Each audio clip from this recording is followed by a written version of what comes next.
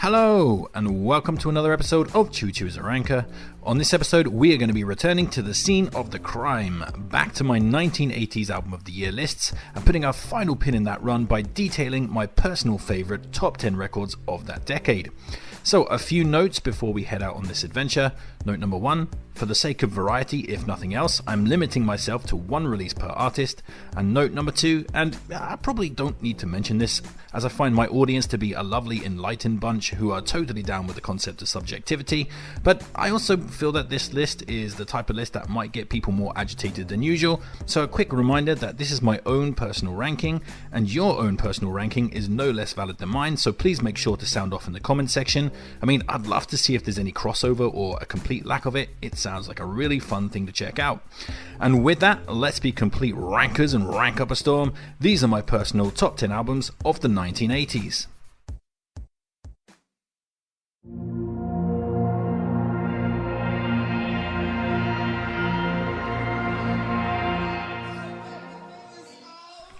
So we're going to be kicking off this list with Doolittle by the Pixies from 1989, which was the band's second LP. And here we have the godfathers of grunge and skate rock at full power, delivering a flawless set of batshit crazy, energetic, punky numbers with tons of off-kilter charm and plenty of tonal variety. And this album really does run the gambit in terms of its track list. The bass here is an iconic opener with its grooving bass and fun shouty chorus. Tame is really weird with its gothic horror vocal growls. Wave of Mutilation is a lovely jangle tune turned inside out by its disturbing lyrics, whilst Here Comes Your Man is a delightful Beach Boys style slice of surf rock. And the list just goes on and on. Monkey Gone to Heaven is insidiously catchy, Mr. Greaves has a bouncing ear-catching melody, There Goes My Gun has daft and hilariously snide lyrics, Hey is just awesome with its shimmering chords, and Gouge Away is a suitably grungy closer. And with 15 tracks squeezed into 38 minutes, this LP absolutely screams by and is never anything less than captivating and tons of fun. So yeah, Doolittle is just an astonishing record that kicked off an entire genre of music and continues to ripple through the history of American alternative rock to this day. It is amazing. You can cry, you can mope, but can you swing from a good rope?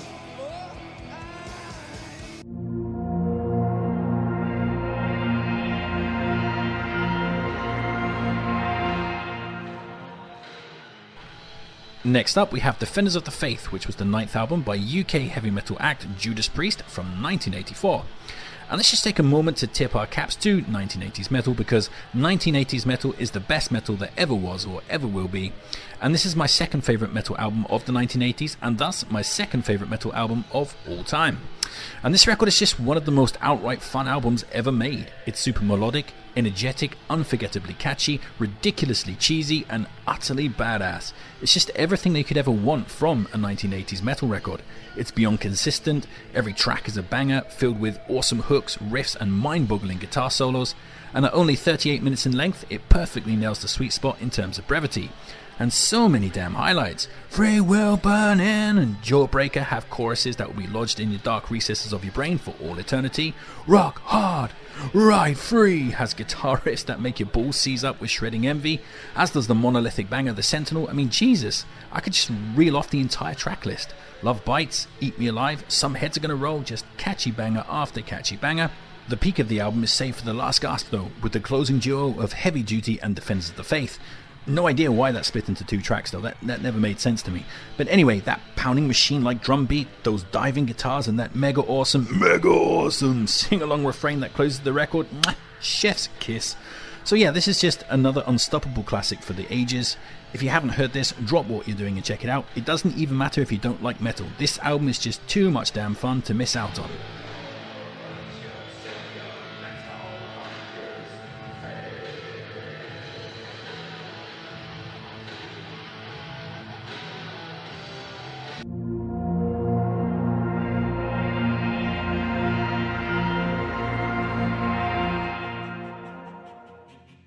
Coming in next, we have Hounds of Love by art pop goddess Kate Bush, which was her 5th album from 1985, and quite rightly was the winner of my 1985 Album of the Year list.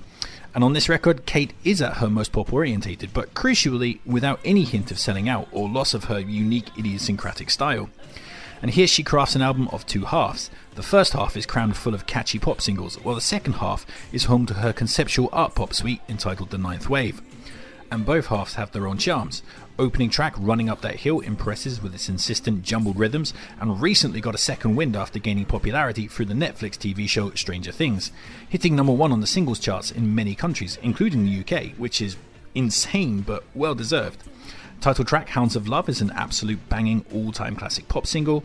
Cloud Bursting and The Big Sky are full of immediate hooks via both instrumentation and vocals. Waking the Witch is a really bizarre yet ear-catching bit of oddball gothic insanity, while Jig of Life takes Irish trad music and twists it into a frantic not-so-art pop banger. It's just so much damn fun.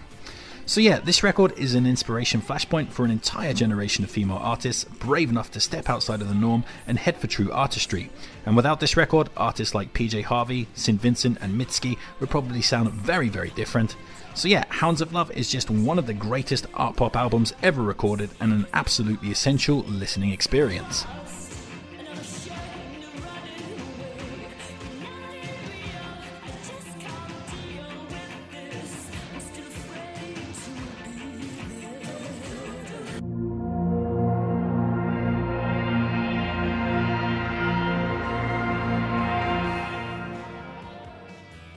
Next up we have r.e.m's Document from 1987, which was the band's 5th album and also the winner from my 1987 Album of the Year list. And here we find the band putting out their heaviest, most rocking and politically charged album of their entire career, which is also their best album, at least in my opinion. To be honest, as an Englishman, I'm not entirely sure what Michael Stipe is getting so agitated about in regards to the politics. That stuff just goes over my head, but I am totally down for his passion and delivery of the lyrics, however. His displeasure with the state of his nation is just palpable, and the melodies, catchiness, song pacing and Peter Buck's magnificent guitar work are absolutely sublime. And on this album you can hear the genesis of so many later bands, most notably bands like Teenage Fanclub and Idlewild are almost entirely beholden to the legacy of this particular LP. And as for highlights, the entire album is perfect, there is no weak link on this record. Welcome to the Occupation and Disturbance at the Heron House see Peter Buck ripping shit up with his trademark arpeggiated riffs. The monolithically catchy cover of Why Strange is great and even eclipses the original. Exhuming McCarthy is, again, so damn catchy with its sing-along chorus and pounding drums. It's the End of the World as we know it and I Feel Fine is one of the most essential r.e.m tracks ever, immediately impressive with its frantically rapped verses. The One I Love is an iconic radio-friendly single. I mean, I could just reel off the entire track list again, but this time I'm not going to do that. So yeah, this is American alternative rock at its absolute apex. r.e.m's Document is a phenomenal LP and a must-listen for every rock fan.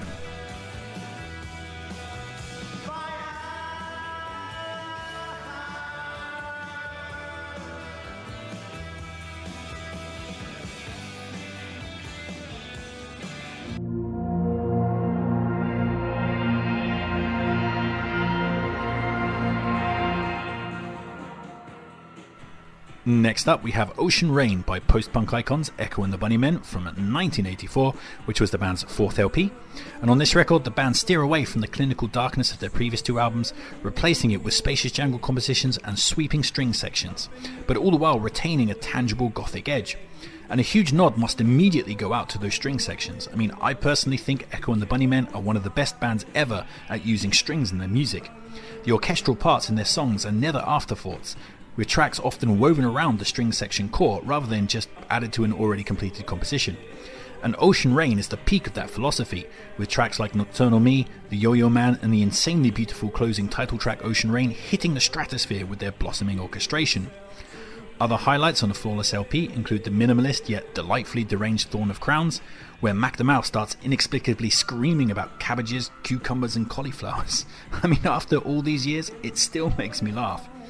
Tracks like Silver and the insanely hooky Seven Seas add unforgettable jangle singles into the mix, whilst The Killing Moon is elegantly brilliant with its midnight gothica.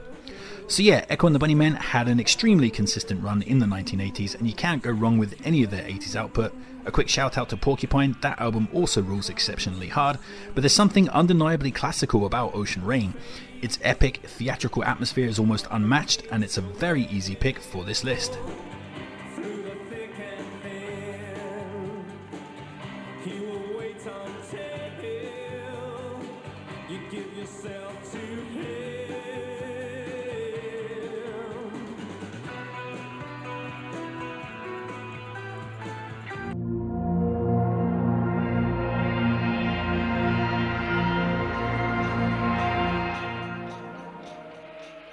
Coming in next, we have Skylarking by XTC from 1986, which was also the winner from my 1986 list. And I like XTC a good bit in general, but this album is by far and away the band's best record, at least in my opinion.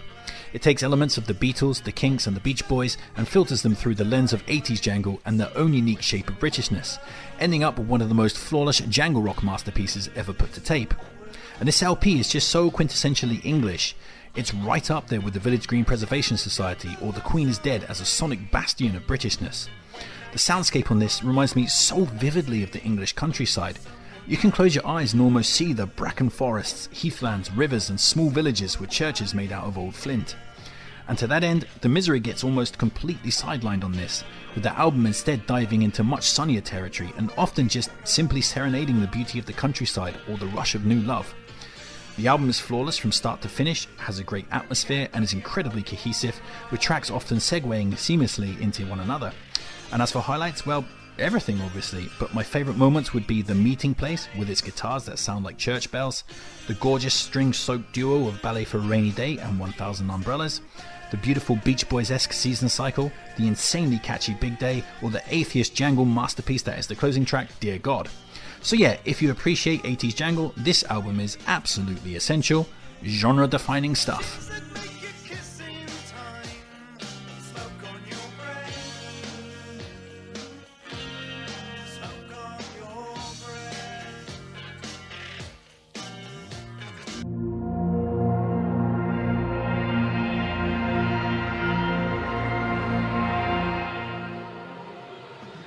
Coming in next, we have Power Slave by heavy metal legends Iron Maiden, which was the band's fifth LP from 1984. And Iron Maiden were on an absolute tear during the 1980s, releasing classic album after classic album, creating some of the most beloved and influential metal records of all time. My favourite of which is obviously this album right here. And not only is Power Slave my favourite Iron Maiden record, it is also my favourite metal album of all time. And this album sees Iron Maiden crafting the most thumping release of their entire career. From the moment the record opens with the Battle of Britain inspired Aces High, the band put the hammer down hard and don't let off the accelerator until the atmospheric bass interlude on the 13-minute closing epic, Rime of the Ancient Mariner. And it's just a breathlessly exciting experience that, crucially, doesn't try to drown you with distortion or overwhelm you with intense heaviness. Instead, hitting you with super melodic riffs, jaw-dropping guitar solos and a really bright, upbeat kind of sound palette that owes more than a quick nod to prog rock. And as for highlights, well, I'm sounding like a broken record here. Everything is a highlight, of course it is. I mean, this is the best metal record of all time, for Christ's sakes. 2 Minutes to Midnight is insanely catchy, A Flash of the Blade and The Duelists are badass tracks about sword fighting, Back in the Village will have its chorus stuck in your head for literally years, and the instrumental Lost for Words is stuffed full of memorable melodies. My favourite though has to be the title track, Power Slave, with its ancient Egyptian themed lyrics and soundscape. It is just utterly fantastic, and that guitar solo, chef's kiss, one of the best of all time. So yeah, Power Slave is as essential as the genre of metal ever got. It's just a totally unmissable album.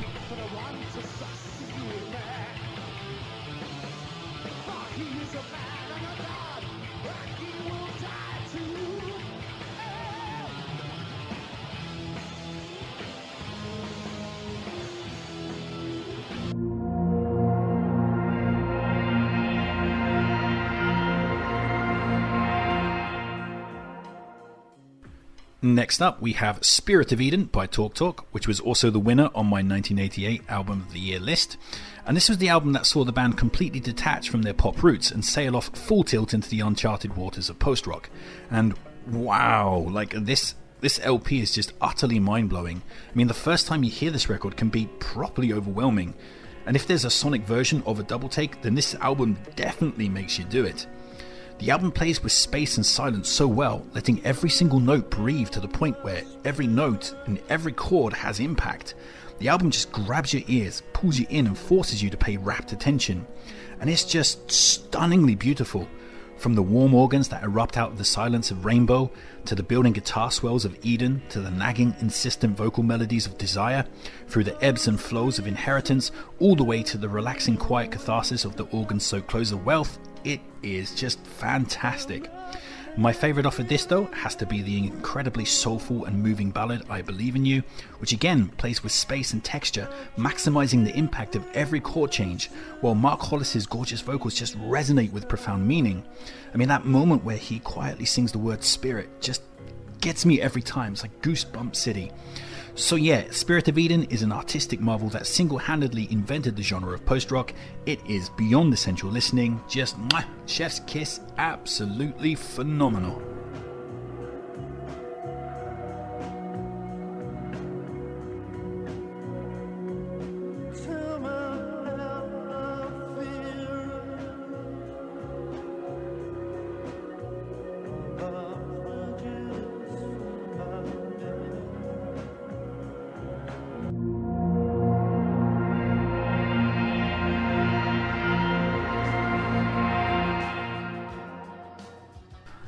Next up, we have Disintegration by The Cure from 1989, which was also the winner on my 1989 list.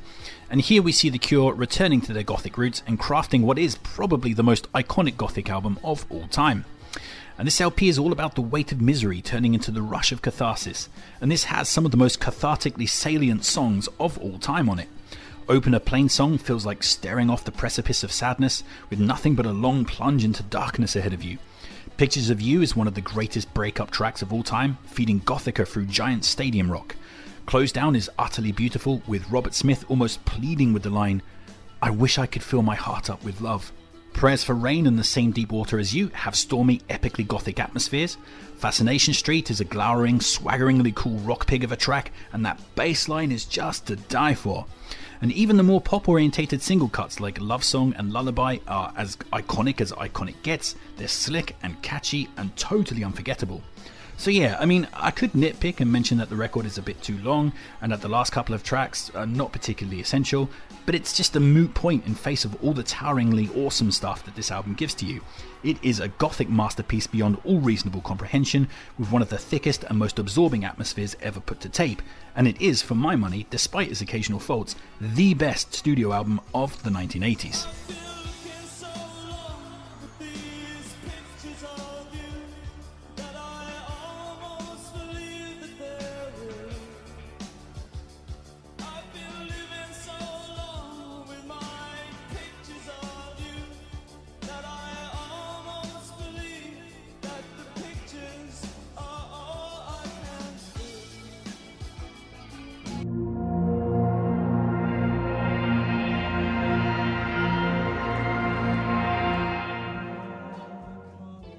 So here we are at the top of the mountain, and the gold medal for my personal favourite record of the 1980s has to go to the God Level compilation that is Hatful of Hollow by The Smiths from 1984, which is the winner on my 1984 list.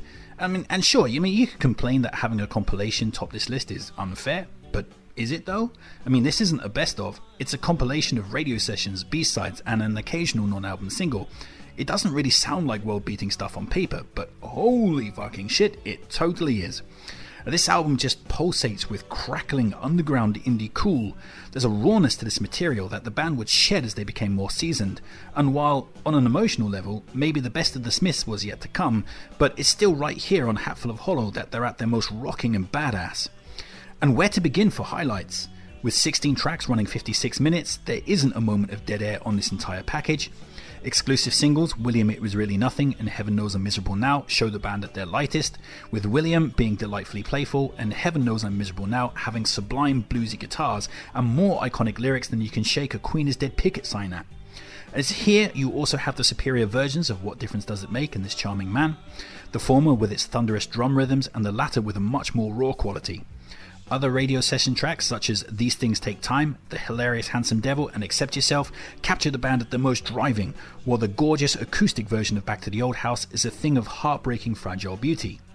And then you have the classic B-sides, which are among the most iconic and beloved indie tracks of all time. Closer, Please Please Please Let Me Get What I Want is 1 minute 52 seconds of emotional blunt force trauma and features the greatest use of a harpsichord in the history of music. It is just spine-tingling stuff. While How Soon Is Now sees the Smiths at their most rockest, with Johnny Marr's swampy, chugging riffs and screaming guitar dives framing a Morrissey lyric that is just beyond brilliant. Come on. There's a club if you'd like to go. You could meet somebody who really loves you. So you go and you stand on your own, and you leave on your own, and you go home and you cry and you want to die. Like, man, that is just my entire college life explained in a couple of seconds. So yeah, this record is absolutely magnificent. It's one of the few records that could lay claim to being my personal favorite of all time. And for me, it is the most essential release of the 1980s. And that's it. That's my 1980s list. But that, of course, won't be your list. So please, please, please sound off in the comment section below and tell me what your own personal top 10 albums of the 1980s are. Like, share, subscribe, and all that other kind of YouTube jazz. Take care of yourself, but most importantly, just keep on ranking.